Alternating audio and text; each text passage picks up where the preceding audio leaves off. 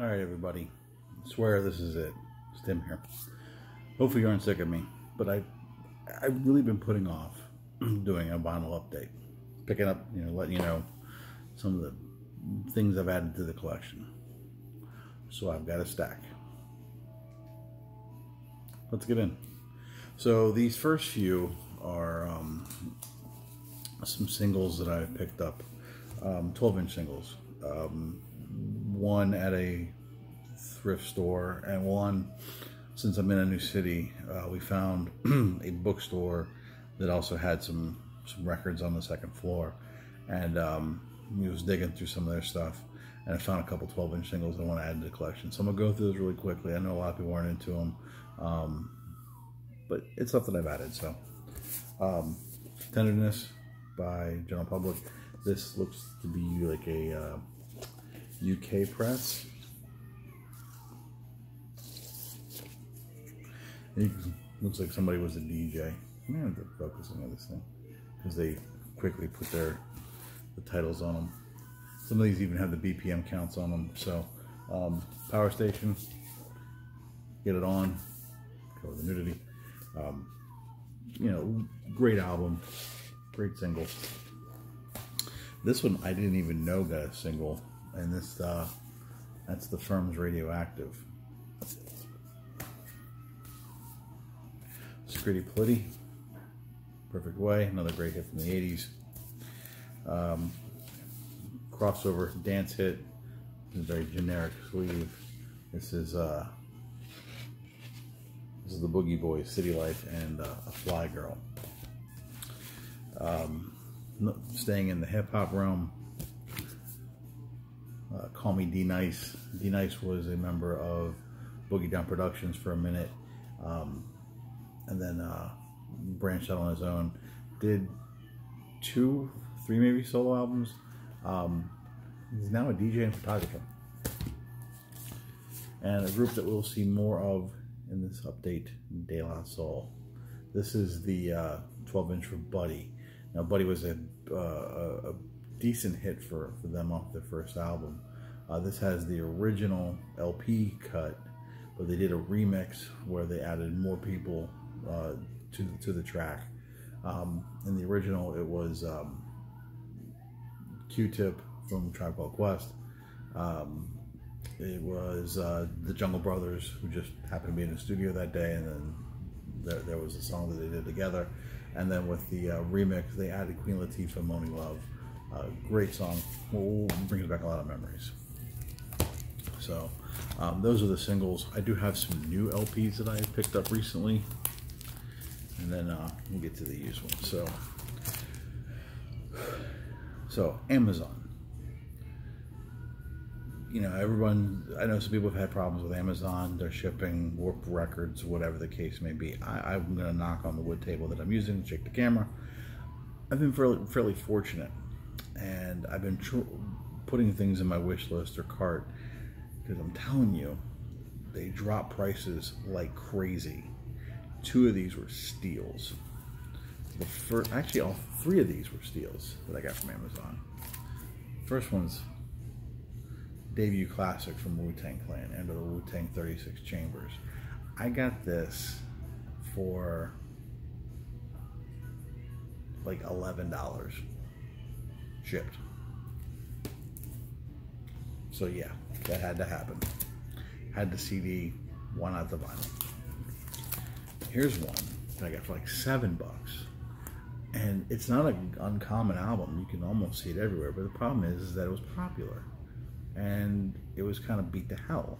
So either you got to pay for an original, which is still like $20, which I don't get, or they're not in great condition. So I found this wonderful reissue of Time Out, which has probably his most notable song from the debut Brubeck Quartet, Take 5.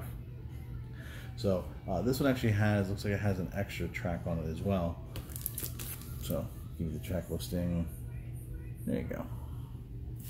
But glad to add that, like I said, for $7. Done. And then these Blue Note reissues. They've been reissuing some very important albums for the 75th anniversary. and I saw this one a great price, and I could not say no. This is Search for the New Land from Lee Morgan. And Shorter plays on it. You got Herbie Hancock, Grant Green. I mean, you're just this is what it's all about. So I'm happy to add that one. And then the last new vinyl that I picked up recently. Well, there's been others, but the last I'm showing now, mentioned them earlier, is the reissue of De La Soul 3 Feet High and Rising. This to me is essential hip hop. This to me is my childhood, my formidable teenage years on vinyl. So one of the few reissues that has been on double vinyl. So if you look at the track listing and think that when this originally came out, it was a single LP, it's insane. The sound quality was horrible. What's also pretty cool about this is the vinyl.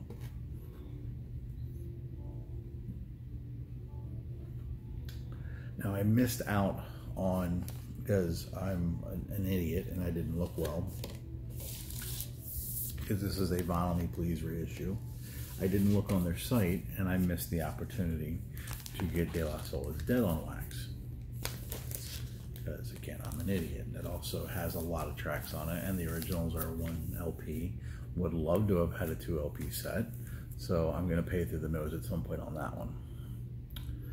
The problem with this one and the other reissue of De La Soul is Dead is that it's still owned by Tommy Boy, and Tommy Boy is kind of screwed De La Soul.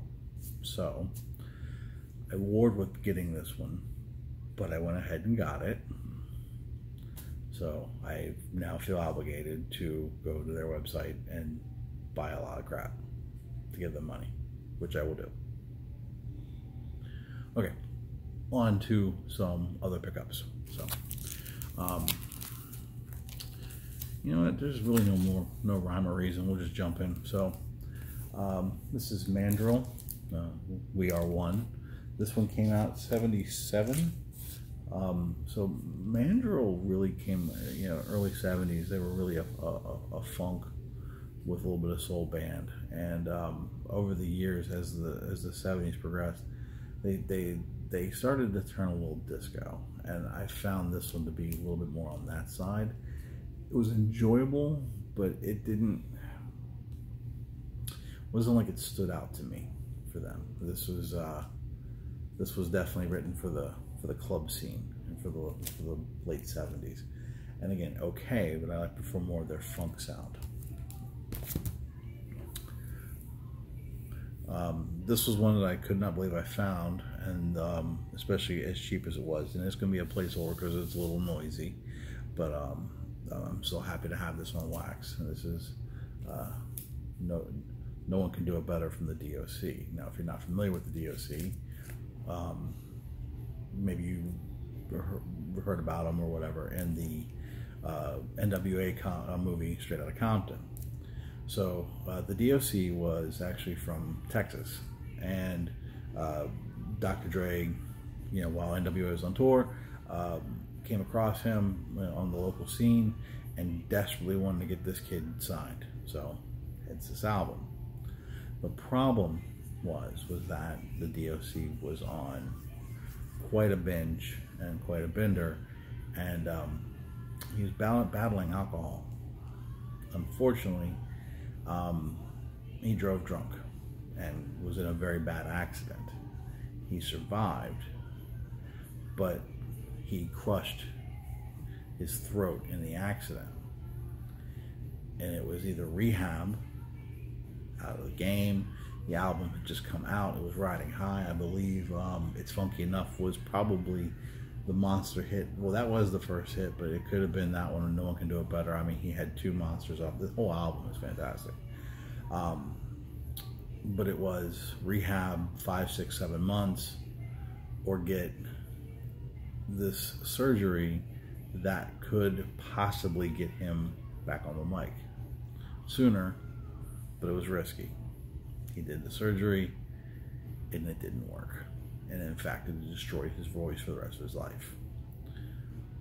So, still under the guidance of Dr. Dre, he became a ghostwriter for Dre. So he wrote and penned a lot of the big lyrics you heard on things like The Chronic, or 2001, or for other people on NWA. Especially after Ice Cube left, he took over the lion's share of the writing for their follow-up. So that's the DOC. He has another album. The voice just couldn't hold up. This is a stone cold classic. This must be, if you collect hip hop, this really needs to be in your collection. So,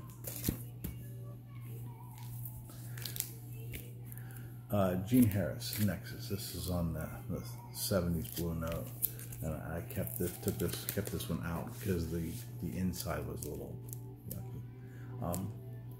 Very fusion-esque. And I know some people war with, using fusion and jazz together. I'm okay with it. I mean, I think fusion was probably one of my earlier jump-in points to jazz. I mean, you think about Earth, Wind, and Fire and stuff like that. They were almost at borderline fusion. More had R&B feel, but they did incorporate jazz into it. Same with kind of like early Chicago. This just has a little bit more of a jazz element to it. I found it enjoyable, but probably not the most enjoyable I've heard of Gene Harris, but still was a decent price. I think I picked up a lot of these. Some of these, like none of this one, I think it was like $1.50. So it was really hard for me to say no to that one. So I had no problem picking that one up for that price. Now when you see Zapp, you're gonna get it. So this one was just, I mean, to me, you just don't go wrong with this. This was basically, Zapp was the Troutmans. You had Zapp Troutman, you had Roger Troutman. All those guys kind of worked together to create this sound, and it was one of those. It was one of those ones that the sound was just superb. It fit the time very, very well. Great funk, great dance stuff. Absolutely enjoyable. Glad to have that one. Another stone cold dance classic is Brick with the song Daz. That's actually been sampled a bunch in the hip hop realm. Some of the album was a little forgettable for me, but having that one, and again, I think I picked this up at a spot where it was only a couple bucks, so I was glad to grab that one. No problem putting that one on the shelf in the collection. So this one was a nice surprise, Sweetwater. This is just for you. Definitely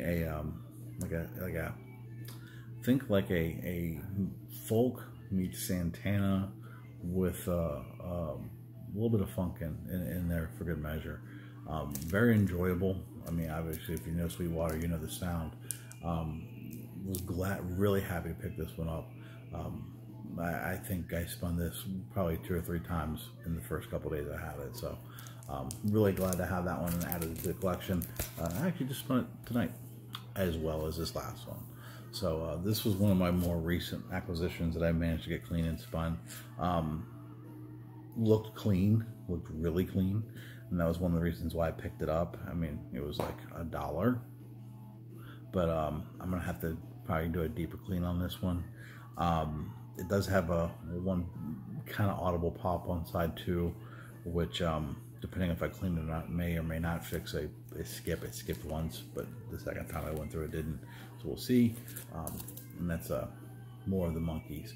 So I'm not the biggest Monkees fan on the planet. I really just never delved deep. It was the hits, Daydream Believer, or on this one, I'm a Believer. They do I'm Not Your Stepping Stone on this as well. But I really did find this enjoyable. Now, I don't have a lot of Monkees. Will I pay a lot of money for Monkees? Probably not. Maybe Head. I mean, that's a classic. And I do like less of the TV show, more of we're taking control of the band that we're in now. But I can't say that I hate this stuff. It's just, I never knew it as well. I knew the hits. You know, when I was growing up, there was a few singles around the house for my parents, but that's about it. So I enjoyed this, and if I saw a clean one for a couple, you know, for a decent price, I probably would pick it up, unless I can get this one to sound a little better. But I gotta do some deeper clean on it. So look at me, vinyl update, and it's under an hour and a half. So I know there's a lot going on in the VC right now. There's a wonderful idea going around. That's the 50 album challenge. Really like to jump in on it. Hopefully I can have time to do so. I know it's, you know, everybody's like, oh, just do it and have some fun with it. So maybe I will. Record store days this weekend. So hopefully everybody who is going to go out is going to have a great day. If you're not going out, that's fine too. Some people are going to hopefully catch what they want online in the next couple of the days following. That's great. So, you know, if you're going out, if you're staying home, whatever it is you're doing, hopefully you're going to have a great weekend. Hopefully you're going to have a lot of fun. Hopefully you're going to get some cool stuff, whether it's record store day or not record store day, whatever the case may be. So that's what I got for you, kids. Hopefully everybody's doing well. It's always good to see you. Always love interacting with each and every one of you.